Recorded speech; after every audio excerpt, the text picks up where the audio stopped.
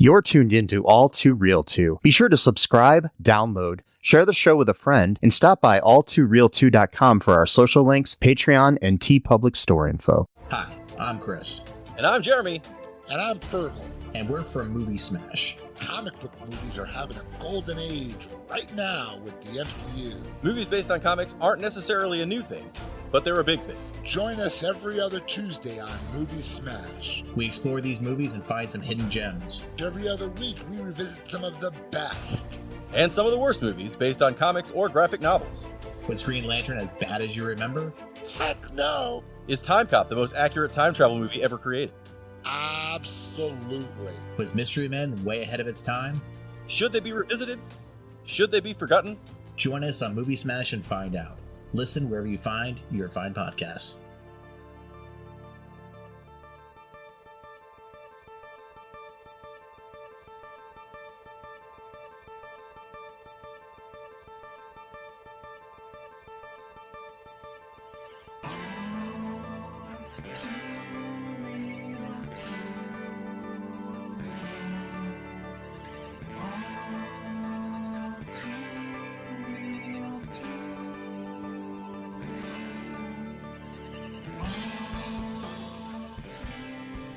Okay, everybody, welcome to the latest episode of All Too Real 2.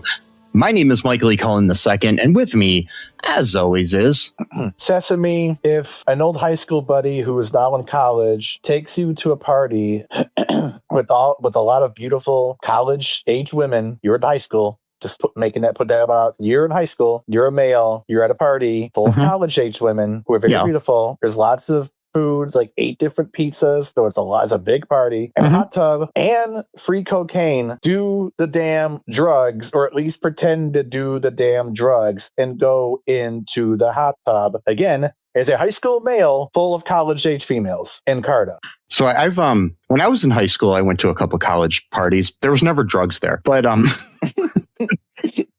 they were like theater nerd parties. So I don't know.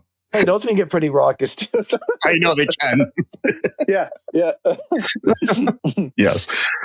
Went to a couple college parties at Bowling Green State University when I was in high school. Yep. Which at the time was the STD capital of the state of Ohio. No, oh my God. There's nothing else to do in Bowling Green. That's it. Like you have the college and then that's it. There's like nothing else but the university to do shit. It's like, so I currently live, I'm letting people know where I live here. I don't tend to do that, but I live in the city of Findlay, Ohio, which is kind of near BG. But the way you spell Findlay is find lay. So a friend of mine that grew up here, he said the reason that it's named that is because the only thing you can do in the city is find somebody to lay. And it's very convenient. He also said it's very convenient that the high school's mascot are the Trojans. Oh my God. That's hilarious. Then you got Fremont was nearby with Fremont. No, I'm kidding. Yeah. And then yes. No, that's welcome to Ohio, folks. So all you could do is just lay and do drugs, baby, and like that's I don't know what else you do. Go to church. I mean, that's like well, you got to go somewhere to pray away your sin. Anyway, so exactly. You're sitting on Saturday, and then Sunday you pray and you're all clean. It's all good. Yeah, get your sinning on, not your sinning on, because that's completely different, and you don't want to be involved in sinning on. So which was created by somebody from Ohio, by the way. But anyways, from Toledo. Oh my God, yeah, that. Oh yeah, I know what you're talking about. Yeah. So, anyways, folks, today we are covering a very special episode of the 80s television series Growing Pains, the second season, episode 15, entitled Thank God It's Friday. This aired on February 10th of 1987. The log line here on the Internet Movie Database for this episode is, while the rest of the Seavers spend the evening at home watching TV, Mike and his pals Eddie and Boner get invited to a party where cocaine is offered. Dun, dun, dun. This was directed by John Tracey, who looks like he directed a bunch of sitcoms and stuff in the 80s and 90s and the early 2000s. So that's his deal. It was written by Dan Gunselman and Steve Marshall. Steve Marshall created the show, so I think he just gets credit for writing it because he created the show. Dan Gunselman worked on a lot of different shows. He was a producer on this show. He was a producer on Just the 10 of Us, Thunder Alley, WKRP in Cincinnati, Gloria. So a few different shows. Good so show, anyways, right? that's our behind the scenes talent here.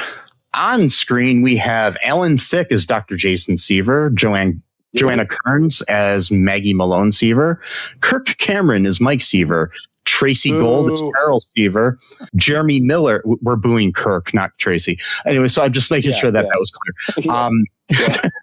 Jeremy Miller as Ben Seaver, Kristy Swanson, and guest starring in this episode as Rhonda. There's a little trivia. I got to talk about her in a second here. Okay. Justin Williams as Roland Taylor, the big man on campus sort of guy.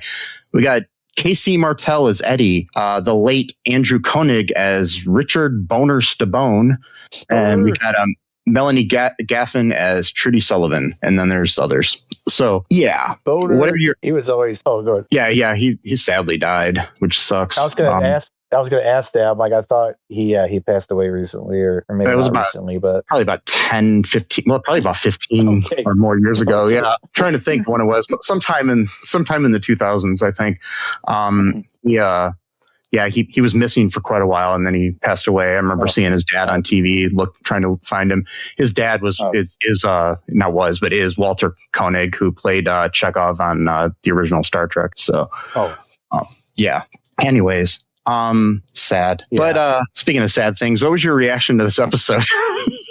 It was just so weird. I mean, I've probably seen this episode like 5 or 6 times just because of its ridiculousness. But it's peak 80s is what it is. I mean, you got the cocaine, obviously that was big in the 80s, probably still is, and the B, I don't really quite understand the B. I'll get into that. And it was just like, sitcom. Yeah. It was funny. It did the whole very special episode, although not as serious as a lot of some of the other ones, like the Jesse with the. By the way, we did the Jesse Saved by the Bell episode. Oh yeah, where Jesse got hooked on caffeine pill. They seem to take caffeine pills like more seriously than cocaine in this episode, but that was supposed to be cocaine in that episode, but it never. It was supposed to be amphetamine, and so allow that. Yeah. Of course they wouldn't allow that on Saturday morning, so they had to make it caffeine, but this, like, they kind of played off for laughs. Basically, Mike just came off as like judgmental and like just, I don't know, like stupid. I guess I don't know what it's like. Kirk Cameron playing somebody judgmental and stupid. Yeah, man, he really was working those acting chops. Yeah, who refuses to do anything that's fun. Makes his friends in real life. Makes his friends have to choose between him and them having a good time. So that's like emotional manipulation, like basically like what a narcissist would do.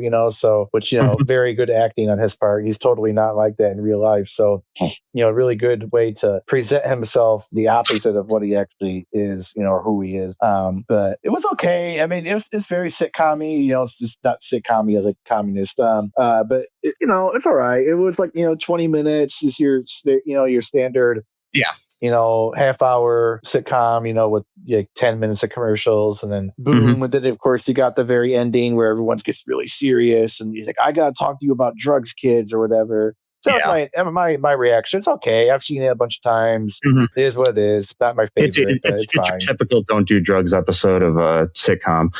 A little different than some, but yeah. So, do you want to hear some trivia before we get into the episode, or after we get into the episode? Do before. Okay, so I need some stimulants here. I'm getting tired. Go to the bathroom and get some. Anyway, so So this episode was not aired on the Disney Channel when the series was shown on reruns due to the drug use and mild swearing. Oh, wow. ABC initially refused to air the episode over the portrayal of drug use. Ultimately, a compromise with the producers was reached, resulting in a disclaimer at the end with Kirk Cameron reinforcing the episode's anti-drug message. So they basically thought people were so stupid that they wouldn't realize that it was an anti-drug episode. Right. It's like, what are you talking about, dude? Like, because I think it was pretty clear. Yeah. It was like, people aren't going to get this, so we need Kirk to tell people what it was about. It's like, what the hell? Right. Come on. So at the beginning of the episode, Ben tells Jason that Friday night is the best TV night. Jason disagrees, tells him that Tuesday is. This was an inside joke as Growing Pains came on Tuesday nights on ABC.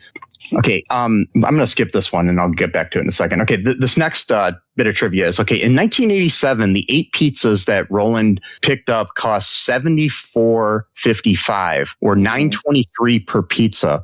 When adjusted for inflation to $25, the 8 pizzas would cost $212.61 or $26.58 per pizza. So I'm actually thinking one of the best things as far as inflation goes is pizza, because pizza doesn't cost that much more than it did in 1987.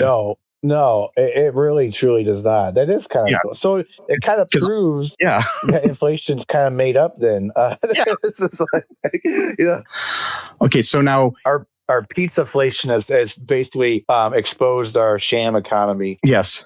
Okay, so here's the most interesting bit of trivia that I discovered about this episode. Mm-hmm. Kristy Swanson, who's the blonde-haired girl, Rhonda at the party that offers like drugs, was engaged to somebody in the cast at the time, and it's not who you probably think it was. I don't know.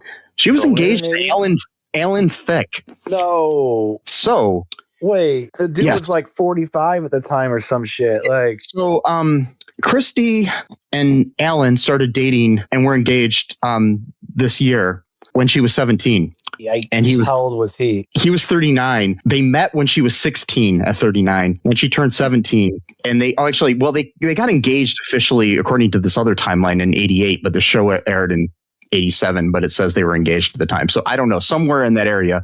They ended up breaking up when she was 21 in 1991. And he was 43. Dude, why do people look so old in the 80s? Like, at 39 years old? Are you kidding me? I thought he was like at least 47. Like, it's like, what's... But regardless, he's still over 20 years older than her. No, I know. I'm just saying, like, I've noticed that, like, I know they so much older in the past. I don't know what that made them look older. Like, I think it's sometimes they do and sometimes they don't, but I think a lot of it has to do with the fact that when we first saw them, they were older than us, and now that they're our age or younger, it makes them still seem older. So it's like, I don't know, right? But I mean, you will, like, I was looking through my dad's like high school yearbook, and the people in the high school looked like they're in their 50s or something. You know, I mean, I'm just saying, just like, right. It's like a psychological thing. I get it. Yeah. That's kind of fucked up though, man. 17 and 38, 39. Yeah. Damn. What? Yeah, man. I don't know. But when I thing. Oh, good. Wait. I was gonna say, when I read that in the trivia, I was in shock. I was like, hey, man, that's a little. But back to the pizza thing, though. Do they live like a big city? Because I know food tends to cost more, like in big cities, like especially like fast food and stuff. It's they live in like Long Island, New York. Okay, that shouldn't be any. All right, that should. Yeah. I was thinking like Chicago, New York, or something. I can imagine. It's like Long Island or Staten Island or something. And they live in like one of the, near New York City, but not in like Manhattan. So it's like, So I think Long Island is still technically part of New York City, or is it like its own thing? Is it its own thing, or it's like I don't know? It might be sort of. Okay, I'll look it up later. But regardless, it's right next to New York City if it's not part of it. So it's it's right in that area. It's like it's. I don't know. Yeah, I'm going to look up something really quick because I'm curious before we get into the episode. Sure.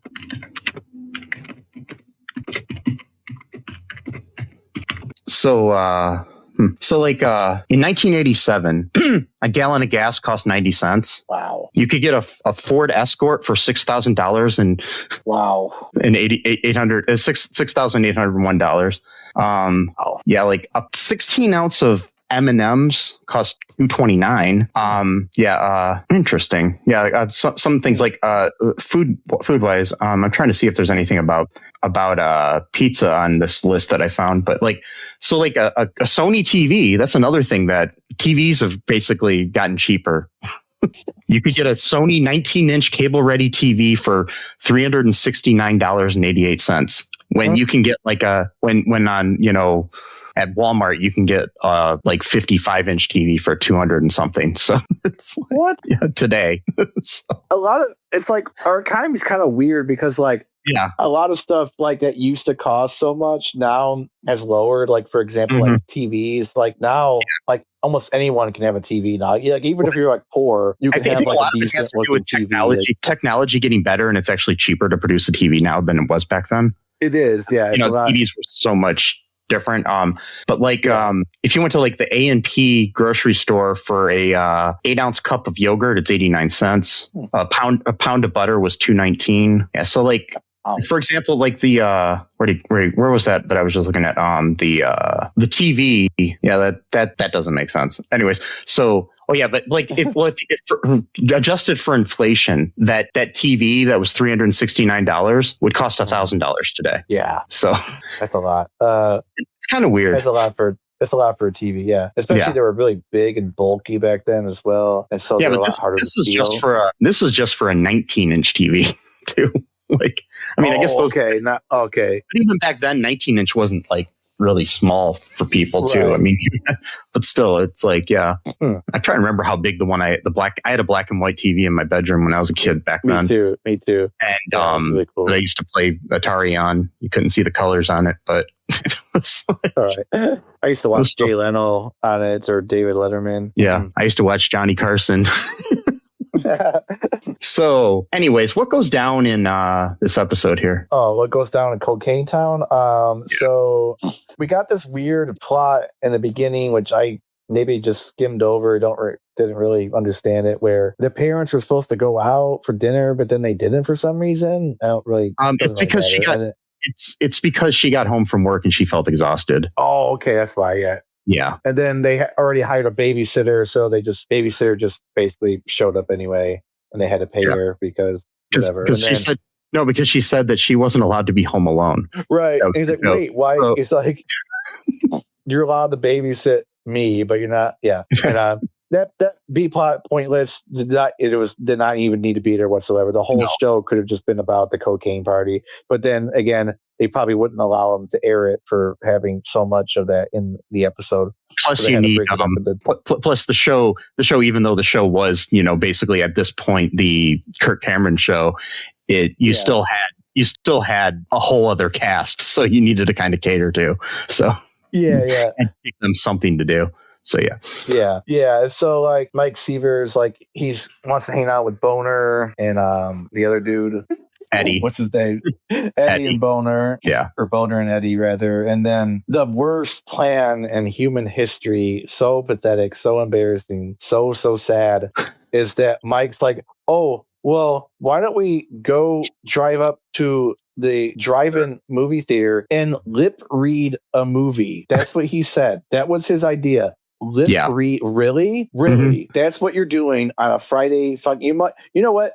You might as well just do nothing at all, because that's less embarrassing than lip reading a movie at a drive-in. Like, if you told someone like at school what you do over the weekend, and you're like, oh man, I was so tired, I pretty much slept through the entire weekend, that would be less embarrassing to go, oh yeah, on Friday night I went with Boner for one thing, I call him that, which is a weird name, Boner and Eddie, to lip read a movie. And then they got all like hard. They're like, it's Swedish. So is that supposed to be a porn film? I don't know what Swedish somehow means, like in what they were. And on top of that, how are you going to lip read a Swedish movie if you don't speak Swedish? Right. So that was the other part too. I'm like, wait, you don't even speak Swedish. So what the fuck are you even doing? Whatever. It's stupid. And like that was his grand plan. That was Mike Seavers, his schemer.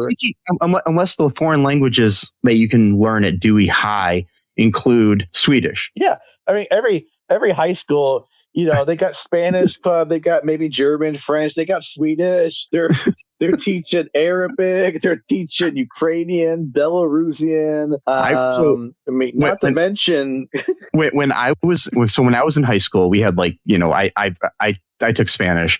We had like Spanish. We had German. I took German, not Spanish. I'm sorry. Forgive me. I took German. We had German, Spanish, like French. I think that was it. But like towards my senior year, they offered Japanese. Oh, cool. But it was like there was one person taking it, and and it was like not taught by a teacher. It was taught on VHS tapes. Oh God, that's so lame. But at least they offered thank it. you. No, thank you. I want a real teacher, not sit in a classroom with a VHS tape. But I mean, I think at that point, because nobody else wanted, I mean, I guess they were proud of the fact that they offered it at least. So, maybe that's why they're like, we teach Japanese. Yes. I'm sure if more people started signing up for it, they would get an actual Japanese teacher in there. But right. That would be cool. No, you're right. That would be. Yeah. I understand. I agree. Oh my God. So what are we talking about? Oh yeah. So yeah, they're at they're at this like pizza parlor or whatever, and this dude, this college dude comes in. I guess he just graduated from high school recently, so they still know him, and he was like this cool kid, and he goes into the pizza shop, and he's buying a bunch of pizzas, and they literally beg him for an invite to this college party that they find out he's going to. So and they say, hey, and basically they carry the pizza for him and shit, and they can go to the party. So they look like the most pathetic guys in the world, in my opinion. But also the coolest college kid in all the world, who is like, yeah, you could come to my party. You don't meet that guy in real life, by the way. You do not meet, especially in the 80s, especially maybe now, because now like cool is like could be anything. Like now you could play Dungeons and Dragons and still be. Back then, everything was segregated. You were either the football guy or you were the D&D guy. You were not both back then. Like you were one or the other. The only way that the coolest kid from your high school who went on to college would invite you to a party after he graduated is if once he went to college, real life hit him in the face and he realized he's not really that cool. Like it Can't Hardly Wait, basically. Where the football player comes back and he's like, yeah man, like college kind of sucks for me.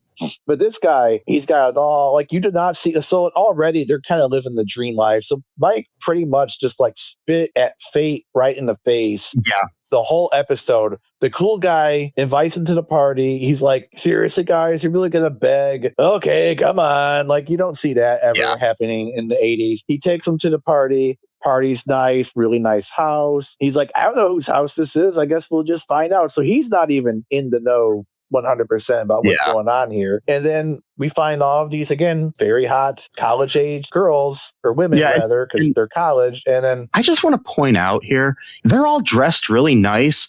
Even for the 80s, that seemed like they were overdressed. They're rich though, so maybe I don't know. I don't know. It just seemed weird because, like, I don't know, kids, in my opinion, back then even would be wearing like jeans and t-shirts and shit. It just doesn't. Right. I know.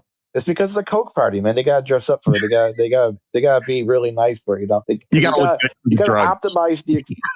When it comes to drugs, you have to learn. When you're a drug connoisseur, you have to optimize your experience. So you gotta wear something nice. You can't just wear sloppy shirts. You got really wear like a cashmere sweater, a nice cashmere sweater when you're doing Coke, because that's how you do it. Well, yes, because Coke, you start feeling things. You want to feel your sweater. Oh, it's really soft. It's really nice. There you go. Point number 1. You figured that out. Hot tub optimization number 2. Now we're in a hot tub. We're on drugs. Boom. Now we got both things going for us. You got to know what you're doing when you take drugs. You got to optimize your experience. You're not just doing drugs. You're having an experience, and that's what a true a sophisticated drug user knows. Not some rank and file guy who finds crocodile methamphetamine from Siberia that makes his arm fall off because of all the weird chemicals. No, we're not talking about those people. We're talking about sophisticated cocaine users. They know what they're doing. One hot tub party in my life. Oh yeah, I'm just implementing my life. I did have one hot tub. It wasn't really a we was actually just 3 of us, and we were both guys in like sophomores in high school. And we were trying to smoke tobacco out of with friends' quote bong, but we couldn't even get it to work, so we just got rid of it. We're like, this is pathetic. Even for us, we're like, this is sad. Like, mine was hanging out with my friend and his girlfriend, who's now his wife. And then some other couple there, and me and my ex-girlfriend. And I'm going to emphasize the fact that we were exes at the time. So it was a really weird time. So, yeah. Anywho, that's awesome. So so they go to this party, and they feel like fishes out of water here, basically, at this party. But Mike is like determined to fit in. So he goes up to this girl that is really hot, played by Kristy Swanson. And his way of approaching her is to blow in her hair. What the fuck was that? Like, I don't know. What are we talking about here? I mean, is that something you do? I don't know what he was. I don't know. And the fact that she didn't even blow him off, so to speak, pun intended, because they're doing coke. But like, and the fact that that already proves she was already quite high, that she didn't even move that, like, basically place that against him. Like, okay, that was kind of weird. I don't like you, And then I think it's funny that within seconds of meeting, she's inviting him to do coke in the bath.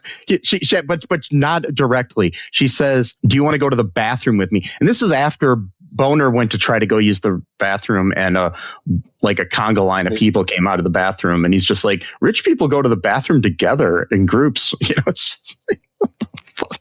My question about that, though, okay, again, I'm not a cocaine connoisseur. I don't know. But so if everybody knows this is a cocaine party, exactly, why are they doing it? And I can understand you're in the club. You don't want, you don't want the bouncers to have drugs. Like, although the bouncer's not going to give a shit. But like, whatever. You're going to be doing it in the bathroom because you don't want to be seen. If everybody knows what the party is about, why maybe they just don't want the cocaine dust all over the place. Maybe they're being considerate of the girl's parents. Like, hey, we don't want to get coke dust all over everything.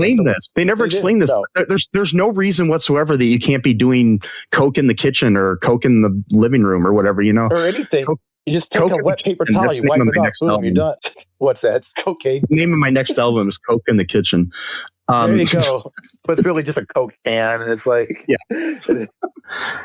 that'd be like me cheating. I'd be doing Coke because I prefer Pepsi. Right. But anyway, so that's great. So he's hitting on her, and she's like inviting him to the bathroom, and then he's all uncomfortable, not understanding what's going on, and she's just like trying to, it's like, oh, you're not trying to get your hands. I'm not trying to get my hands on your stash, and then she's like, her own cocaine, and it's like, okay. What the fuck? But my whole thing about that, though, because that's later on contradicted by saying that the coke is their parents. So if they're all using her parents' coke, why does anyone have their quote personal stash? Like, you divvy it up, right? That's weird. Like, okay, here's my parents' coke. Right, you get 8 grams. You get 8 grams. To be fair, maybe other people did bring coke too. I don't know. But must be a lot of coke dealers in Long Island in 1987. For high school students or college students could just get it like whatever they want to, Yeah. Oh my god. So he so they're basically not realize they all realize then that, oh, we're at a coke party. Oh no. No, Bo, what we're doing here. Yeah.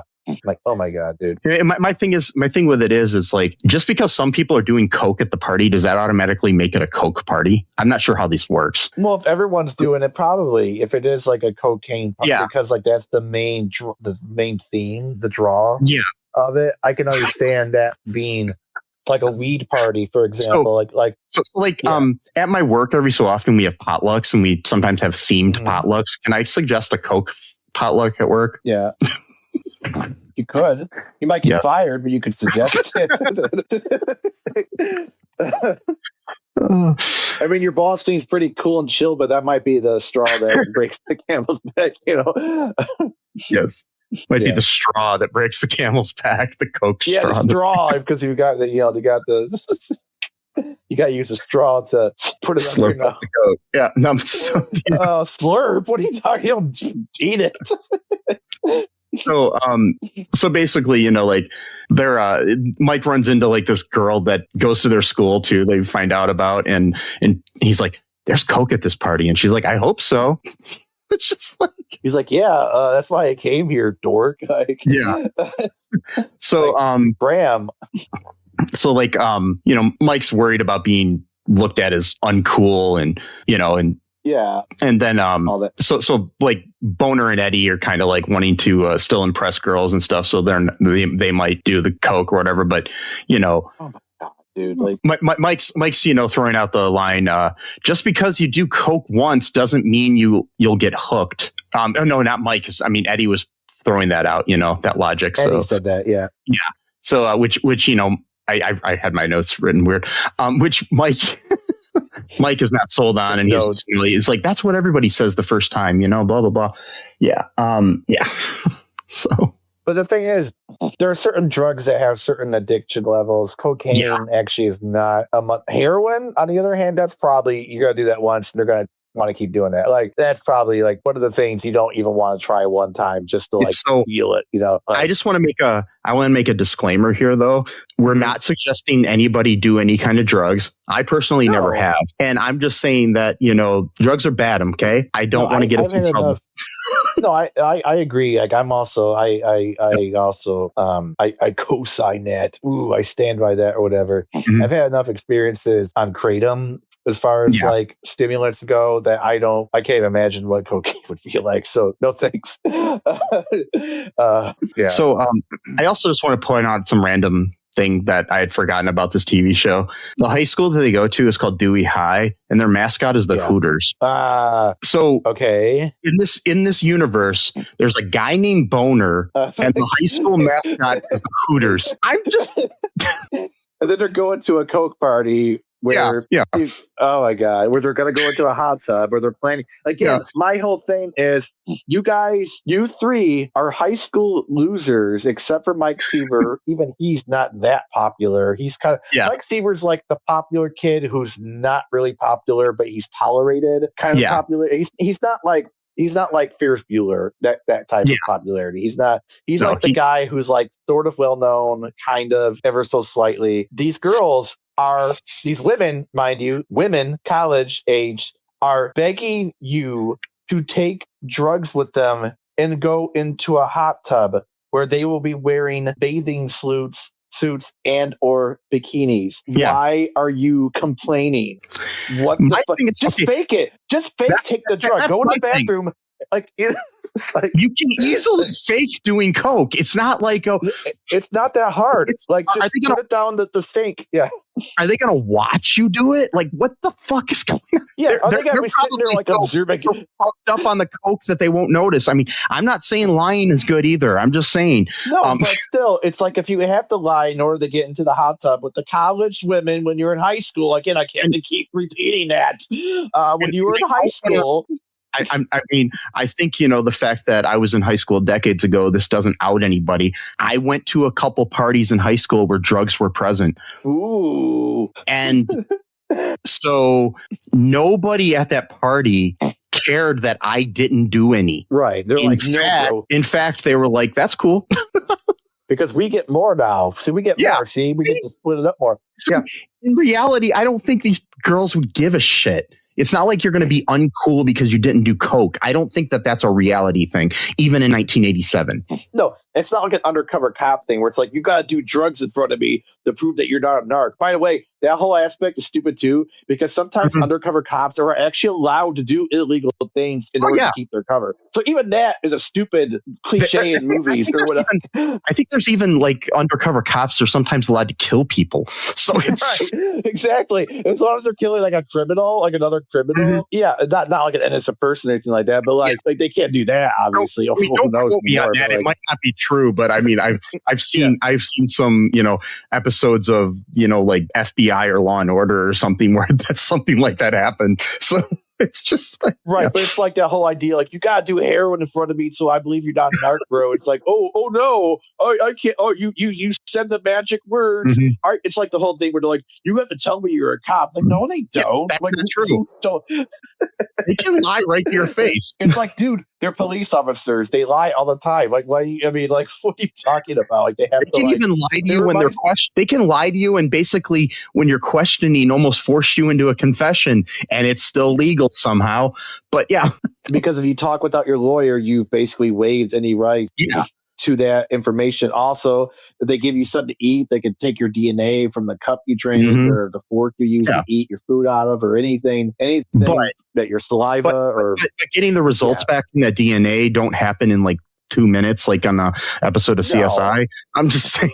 No, they don't. And also, it kind of reminds me too of like the sovereign citizen like conspiracy theory guys, where like they believe that each person's social security number is like how much money that they are worth to the American government, and if they want to, they can cash out that money by calling the IRS and like repeating like a magic phrase, and then like the IRS is now forced to give them all of that money. But if they do so, and that means that they waive their right to be considered an American citizen, and now that they have to do whatever the government tells them to do, so they got all this money for nothing. Like, what? Like, I said the magic phrase, you got to give me the money. Oh no, I guess I have to. We're all like worth like 9 figures. Yeah, pretty much. That's the theory behind it. But if you do it, you lose your right to be an American now. So you get the money, but then now you're a slave to the government. So it's like basically a draw. Like, oh shoot, well, I got this money now, Can you take that money and then just like move to Ireland or something? I haven't gotten that far into it. Maybe if you could try, could like ride a boat real fast or get into like a plane. Like, aha, screw you guys! I'm going to Ireland now or whatever. Because if that parts of it is can happen, I'm all for this. Just give me my money and I'm going to move to Ireland or something. You know, it's just like.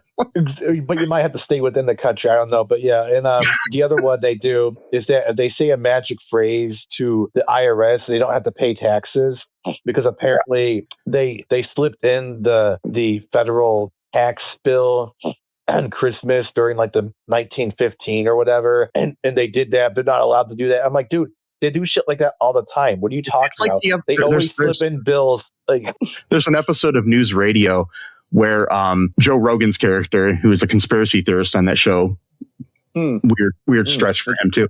But anyways, he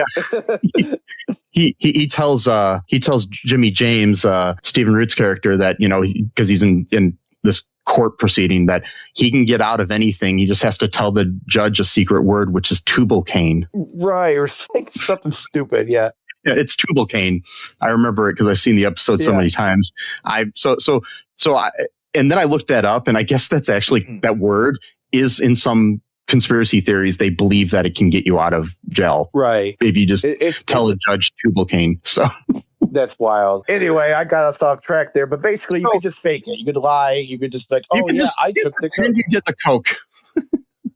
And or just be like that you're like energetic, like, oh man, that was awesome. Like, or just say, hey, I did a bunch of coke before I got here. No. And because you already know Boner's going to have a massive boner because that's his name. And so that they're like, oh, he definitely took some coke. Look at this guy. I mean, to be fair, his name is Boner because his last name is Stabone. But still. Oh, okay. I thought it was because he was like a horn dog. I didn't know. No. His last name, his name is Richard Stabone. So okay, and his first name is Dick. Wait, sorry, his first name's Richard. I'm just saying Richard can be shortened to Dick. So I'm just saying his first name is Richard. So they could call him Dick Boner. Of course, they would not let him do that on TV at the time. I'm surprised they got away with calling him Boner in the 80s. So that was really straight. They're like, okay, we're really pushed it. Like, we can't go any further in this. Oh my God. I just wanted to suck it in. So, I mean, this is an environment where the guy who was the acting coach on this set is the guy who molested Drake from Drake and Josh. Oh, that dude. That's right. But yeah, he I mean, Kirk Cameron and Leonardo DiCaprio, who was on the show later, and Alan Thicke and other people all wrote like letters of praise of the guy for his court hearing. Oh, but I mean, God. Why would you do that? I mean, but so did Will Friedle and Ryder Strong from Boy Meets World, who later on apologized for it. But it was still like, why would you put yourself in that position? Like, just say nothing at all. I guess they just didn't believe that he had done this, and they had no idea who he had, because like at the time Drake was under he was just they didn't know who it was, so he was just right. Like a John Doe or something in the courtroom. So yeah, right. Oh. But anyways, so this whole environment just seems like it was a fucked up environment. So yeah. And you got, obviously Kirk Cameron being a religious fundamentalist during the later seasons and getting someone else fired because that she posed for Playboy. And then later we actually watched a movie with her in it recently. Yeah. Which is a very weird movie. Yes. And stay tuned for this Christmas season coming up, because I do plan to watch another movie with her that's Christmas related by the same people. And anyways, so basically they, Mike decides not to do it. Of course. Goes home. Mike's, he basically, he says he just doesn't want to do coke, which probably would have been fine if even if everybody at the party heard him, I don't think anybody would have given a shit. But so all they did was laugh. Like they weren't even like laughing at him. They're like, okay, that's kind of funny, like they weren't like ha ha ha ha. Like yeah. And I mean, sure, the guy that bought the pizzas was like laughing at them and calling them boys, because they are kind of sort of. I mean, to be fair, he's probably like a year or two older than them, and he's calling them boys, which is kind of whatever. But when you're at that age, like 1 year is like seen as like my friend's like 100 years older than me. Like the actor does look like he's about 35, though, but still. I know. He probably all that coke he was doing. It was.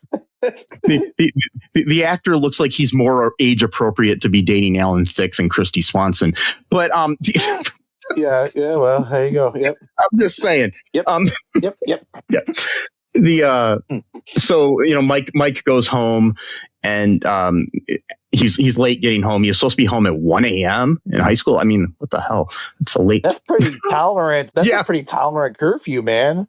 I know. Apparently, he had some pretty liberal parents back in the 80s, where it's like, man. I mean, I never did stuff. I never had a curfew because I never really went out that late. Yeah. I mean, I would go to like a friend's house. I wouldn't really go anywhere. Like, I never had a curfew either. So yeah, but none of my friends that did have a curfew, it was for 1 a.m. I don't know. So it was usually probably like around 10, 11, something like that. Yeah, midnight maybe. But midnight. Yeah, if we're really stretching it. Yeah. So Mike gets home, and then Jason's waiting for him there, the dad, and he's like where were you? You are Mike, right? Stuff like that. Right. Dad jokes. Yeah. And Mike's getting all kind of like lame. I mean, Mike's getting kind of like sad and stuff, and Jason notices it because he's a good dad, and Yep. Because he's a good dad because he understands teenagers, because in real life he's dating one, and Oh God. What the fuck? Yeah. What the fuck is this world? I mean, talk about blurred lines. Like his son song. Yeah. He's all. I mean, in real life, he left his. I think he was like in his late 30s when he left his wife for like a 19-year-old too. So. Oh God. Oh.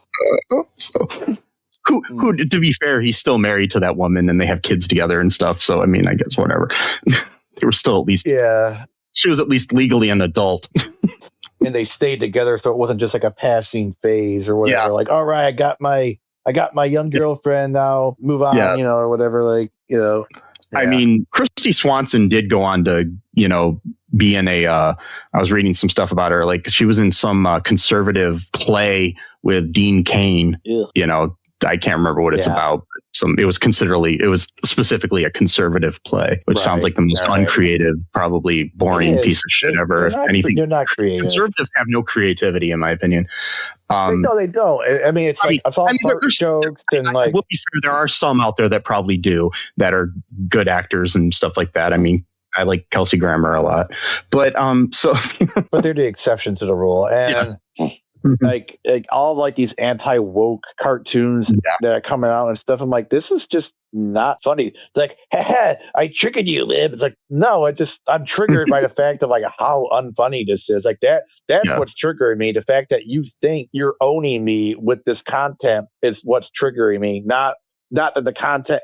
I guess the content itself does own me but not in the way that you actually intended it to old be. Kind of like that Charlie Kirk song that everyone's singing to make fun of. They're like, yeah, I put out this great Charlie Kirk song that AI made. And it's like, it's going to be super popular. It's like, yeah, it's popular because people are making fun of it. So it went viral, just not the way that you hoped it would go. Not to mention congratulations. Not to mention the fact that no one actually wrote it. It was written by AI. But AI, okay, exactly. It's a fucking prompt that someone put. I mean, I use Suno and stuff as like a joke just to make up ridiculous songs on purpose, but I'm not publishing these songs. I'm not putting them on Spotify and earning royalties from them. Like I can't downplay AI. It does have some benefits. I've used it to help enhance cover photos for our podcast. So don't go at me, people, if you notice that. That's totally fine. No, I don't give a shit when you use AI as something that help you do something that you've already been doing. But anyway, I'm getting off track. I was saying to keep on track, I usually design the thing in Photoshop first, and then I just have basically AI clean up the edges and shit. So to make it feel more cohesive. And I feel bad every time I do it. But yeah. So anyways, at the end of the episode, Mike, basically lets Jason know what was going on at the party. And, he's like, don't, can you just be my friend now, not my dad, sort of thing, which was good. Yeah. And so, he's like, and Jason's proud of him because he didn't do the drugs. Right. And and at the end of the thing, Jason says to him, he's like, yeah, Eddie and Boner called for you. And he's like, what? And they said they didn't go to the bathroom and they don't want to. I did find this funny for some reason.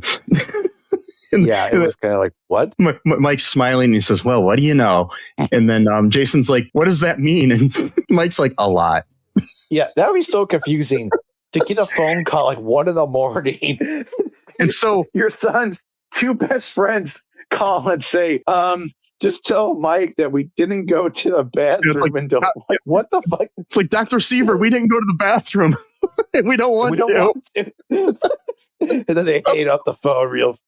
Okay. So, and so he's not even concerned about that. He's just like, So Jason is like more confused after that, basically, and then he says, "What a world!" And he turns to go upstairs behind Mike, but then he turns back and he secures the chain on the front door. Yeah, I noticed that. I was like, "What was that about?" This episode was about drugs, not about breaking and entering. Well, maybe he's thinking that the drug users are gonna go and start robbing houses because they're all coked up or something. They're like, "Oh shit!" Swanson and 35-year-old college dude are gonna come and rob your place. What the fuck?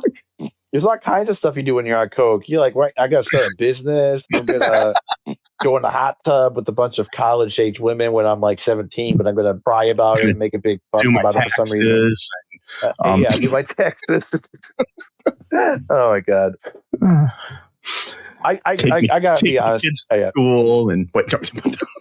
Like, I gotta be like 100% transparent. Okay, I didn't do drugs in high school. I didn't smoke cigarettes. I didn't drink. But if I was at a party with college, I gotta keep emphasizing this. If I was 17 and I'm at a party with college-aged women going from either freshman, perhaps even all the way to senior year in college, I would be a little bit freaked out in the future that maybe the senior year woman was flirting with me, a 17-year-old. But at the time, I would not think that's weird at all. I'd be like, that's pretty awesome. But like later on, I'd be like, oh, that's a little bit, But like, but like at the time, there's not a world where I would say no. I would probably, because I'm not an idiot, I probably wouldn't actually take the drugs. I would fake take the drugs and then go into the hot tub and they just act like a little bit goofy so they think I'm actually on the drugs. I think I would have done, there's no world where I would have been like, oh, no, I'm not going to blow, no pun intended,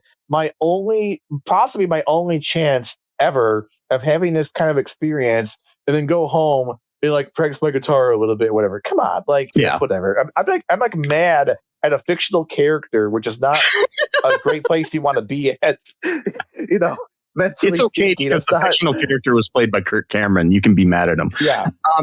Well, of course, I'm mad. I mean, Kirk Cameron as a person is just a terrible human being. But for now on, you're allowed to be mad at Kirk Cameron or Alan Thicke when you're watching Growing Pains. With that? Fine with that. You know, I don't know. I mean, Tracey Gold seems like a great woman, and so does Joanna Kerns. So I mean, you know, don't be mad at them. Jeremy Miller, I have nothing against. So you know, so. Right. Yeah. But the thing is, though, Alan Thicke did redeem himself, though, a few years later, playing the dentist in one of the Capricorn Corny films. So, you know, that makes up for dating a teenager. is fixing the cavity on an alien named Corny. Yes. That's it. That redeems him. So basically, by your theory, all P. Diddy needs to do. It's being a stranger danger cat or something about. Which is even worse because he was dating a 17-year-old, and that one was about dentistry. That wasn't about stranger danger. If he was in the stranger danger one, that would be weirder. That would be even weirder. But so be the weird, yeah. Yes. But by your logic, you know, like R. Kelly or P. Diddy or somebody just needs to be in a public service announcement thing with aliens, right? They got to work on the aliens' teeth and make it better, and and like also like help it become courageous and show courage, and you know that should redeem you. We don't really know for sure, but that might give you some points, and then you could kind of probably not, but it's just. I don't really think so. Just to be clear, your Diddy's. Be clear to our audience. This is all satire. We do not believe this. No, we don't really. Obviously, no. I don't really think Diddy can be redeemed because that's a little bit way too much. No. Also, Jerry Seinfeld, maybe, but not so much either because he was dating a 17-year-old when he was like. The thing here is Alan Thicke and Jerry Seinfeld, I guess, can be redeemed because they're white. True. Although Alan Thicke had a little bit of a year-round tan, though, so that's a little bit iffy. And so, you know, and he was a foreigner. Was he? He was Canadian. So. Oh, okay. Well, there we go. All right. Yeah. Well, already he's got some points kind of kicked off there, but because Jerry Seinfeld also was dating a 17-year-old when he was 38 in the early 90s. Like you could go, oh, it's a different time or whatever. It's like, okay, well, there's one. You go, okay, well, fake give you that point for free just so I could take it away in a second in order to make my analogy. So if that were like, oh, you know, it happens, you find love is love. Sometimes, you know, you don't always know. Okay, again, not really, but I'm going to fake give you that free point. But then he writes a book, an autobiography. And in that book, he's talking about how he doesn't like going to gymnastics class because seeing all those girls makes him feel a certain kind of way. Okay, well, now you add that layer to the 17-year-old girlfriend. Yeah. Now we're having a completely other conversation. So now he had not written that in his book. You could be like, you know, he's being kind of like a creepy old dude, got a 17-year-old girlfriend. I don't really like that, but if it's legal, it's legal. Still not really a fan of that. But then when you write a book, you're like, I love those gymnastics class because of those. Because like, whoa, like it's just like, you're going a little bit too far there. Anyways, so the free point was fake. It was a free. I took the free point. It was fake free point away from him. So on a scale of. You know, Kirk Cameron's. How do you rate this episode? I'm joking.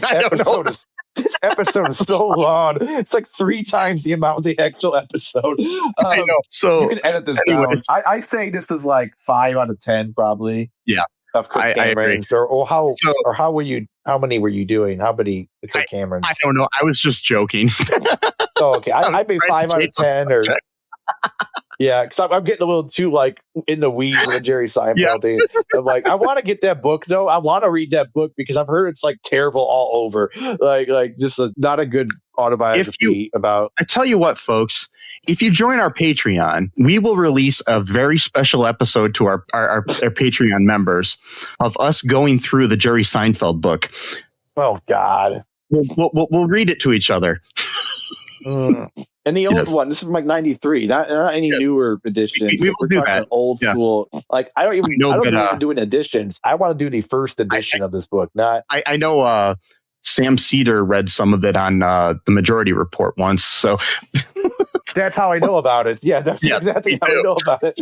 Because Emma Vigeland was talking about it, and then yep. So, anywho, folks, hope you enjoyed this episode so far. Be sure to enjoyed it. Be sure to go to all2real2.com. Check out all of our social media links there. Links to everything. Subscribe to the show. Give us a 5-star review or a comment below. That rhymed. Wow. Anyways, it did. Yeah, I like that. Check out our Patreon. Like I said, give us some, buy some stuff, buy some merch at our TeePublic. Other ways to help us out. You can share the show with your friends on social media. You can go to a cocaine party and just, walk up to people. And if they offer you cocaine, you'll be like, yeah, I'll do the cocaine with you. I'll go to the bathroom with you. Yeah. If you listen to this podcast, and then don't do the cocaine.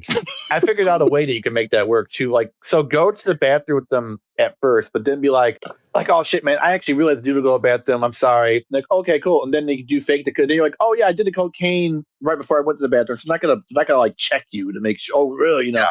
So like that way you can get out of it. Like, oh shit, I actually really do have to pee, man. I'm sorry. Like, oh, it's a. But you know what's better than a cocaine party is an all too real 2 party. Yeah. It's a party where people are going to the bathroom to listen to their favorite episode of our podcast. I mean, it's kind of weird, but yeah. I mean, I don't know why you have to go to the bathroom to do that, but I don't know why if you go to the bathroom to do cocaine. Exactly, especially at a cocaine-based themed party. Exactly. Yeah. I did that once, though. What'd you do? What's that? I did not cocaine, but I did go to the bathroom once. I was listening to Mark Maron's podcast, the episode with Paul Rudd, and they were like doing this weird like harmonizing when they were humming to each other, and I thought there was something wrong with my phone. And I was like, "What's going on here?" So I do listen to podcasts sometimes in the bathroom, but I wouldn't call it a party. But but anything can be a party. Anything can be a party. Just have yourself an all too real 2 pop culture podcast party. Yeah. Say that 5 times fast. And I can't do that, but yeah. Anyways, folks, just remember that trans lives are human lives. Yeah, that's kind of a weird jump into. Yes, it is. Just say no. Just say no to drugs. Say no to drugs. Trans lives are human lives. It's like, yes. Free Palestine. Yes, this almost seems insulting to add these at this point because of what we've been talking about. They're like, oh yeah, the cocaine, the bathroom, trans lives are human lives. Everyone, free Palestine. It's like, yes. No human is illegal. Yes. Fuck ICE. Yeah, well, careful with that. I'm not talking about the drug ice. I'm talking about the other ice. No, I'm saying be careful. I don't want to say love them. We're quote love them. Yeah, there we go. Quotation love. Yeah. The whole fuck ice thing is just my point of view, not the whole podcast. Yeah. So just letting you know, be different, be yourself. Just remember that I love you. I'm not going to the bathroom ever. Okay, well. I don't know about that, but all right. Yeah, that'd probably get a bladder infection or something. Sesame loves you. Love you. And until next time, bye-bye. Bye. Thanks for listening to All Too Real 2 podcast, a Cullen Park production. Produced and edited by Michael E. Cullen II. Music by Matthew Hawes. Subscribe and share the show. Visit us at cullenpark.com.